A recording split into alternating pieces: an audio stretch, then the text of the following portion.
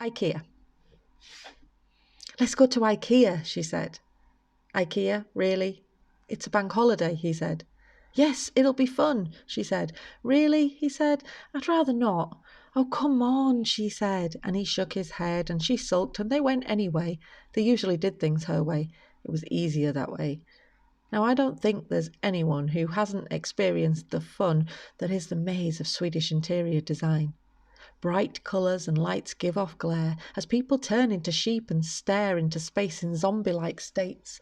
They wander, mindlessly following arrows that guide the way through the one-way system of fake living rooms, bathrooms, bedrooms and kitchens, through sections of bedding and tableware. The couple choose furniture, liked by him but not by her. She likes everything else and he doesn't. She wonders, is Ikea Swedish for divorce? It isn't, of course, but divorce she thinks may be the result of when she and he like differently and cannot agree on how to furnish their home. The argument ensues in bedrooms.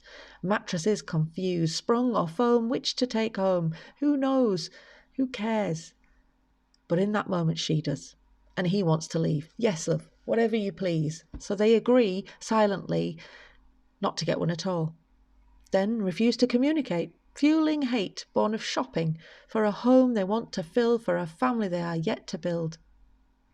They forget in that moment the love they share, whilst they are there in this labyrinth of things they cannot afford, that they don't even know will fit in their car or how far they each should push before giving in. Once moved on to the next section, there's no going back. It's a one-way lack of affection. They push through stools and boxes for shoes. They hit halfway. The restaurant is there. They queue for 2 plates of food, Swedish meatballs. Everyone has the same plate. It's the fate of all the diners in the dining hall. It reminds them of where they work, in the school hall, with its echoing walls and queuing rules and lining up 2 by 2 with tray to collect. Like robots, they refuel and wash their food down with some kind of boxed berry juice and reluctantly get back to it. The second half goes much quicker. She considers the soft toy critters. Snakes and rats to cuddle?